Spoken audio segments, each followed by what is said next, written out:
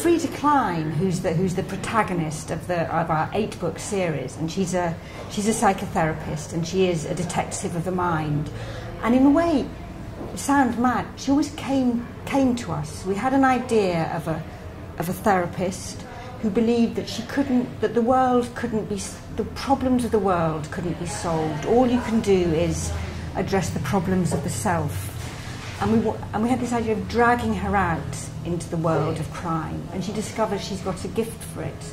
And the more we talked about her, that she's somebody who's very solitary, rather prickly, very honourable, very good at discovering other people's secrets, the more we realised that she needed more than one book, that she needed a kind of decade of life really given to her. We started writing our first book over 20 years ago, and one of the things we really want to do is to constantly go into new places and do new things. So if, say, the Frida Klein series is more successful than things you've done before, that's what you want. You want to be moving forward and not just feeling we're just doing what we've done. We know how to do it and we're going to keep on doing it. I think always, as a writer, especially writing fiction, you've always got to be trying something, going in somewhere you haven't done before. And if you can find new readers while doing that, there's only something to be grateful for. I think also there are things we have in common with Frida, that we love. We walk around London a lot. We're fascinated by the strange bits of London that no one gets to see, the hidden secrets. And I have problems with sleep. I mean, in a way, you could say that all fiction, in some strange sense, is autobiographical.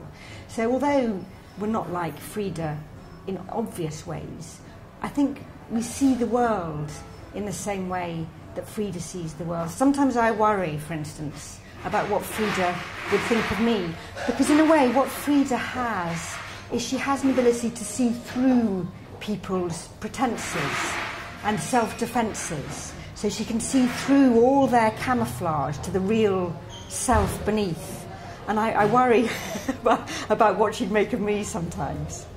The strange thing, and the really important thing, I think, is when we start writing, we discuss things, but we don't have actual arguments, because I think that it's so important that when we collaborate, it's not a fight for power. It's not me trying to write my book with Nicci getting in the way. Yeah, when we embarked on this really strange experiment of writing together, we really had to invent for ourselves, how could two people actually become one person?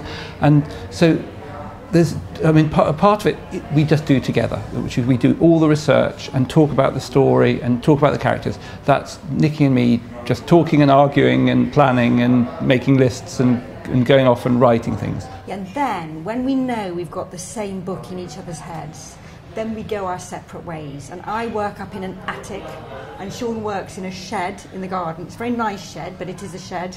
And one of us will write, say, the first chapter, and we'll email it to the other, who will edit it, change it, even erase it and write over the top of it if they want, and then write the next bit and send it back. So we stir it in together like that. So now, in fact, yesterday in Athens, we wrote the last few hundred words of the Sunday book, which is the 7th book. It's the 7th day of the week, but there is a whole 8th day. It's a mysterious 8th day of the week. And so we've written Sunday, but there's one more book after Sunday. And that's when Frida's story is going to come. The fuse that we lit in Monday is finally going to come to a climax in this 8th book. And then after that, her story for us will be finished. We love this kind of prickly, damaged, lonely, strong woman, and we've put her through such terrible times, so letting her go, it will be like a kind of bereavement. On the other hand, it's better to let somebody go before readers and we start wanting her to go. So we've been starting to think quite a lot about what what we will be, what will become of us after we let Frida go, and what will happen after the end of this series. And the answer to that is that we just don't know yet. We're going to go for a long holiday together, and we're going to walk, and we're going to talk, and we're going to think about the next part of Nicci French's life.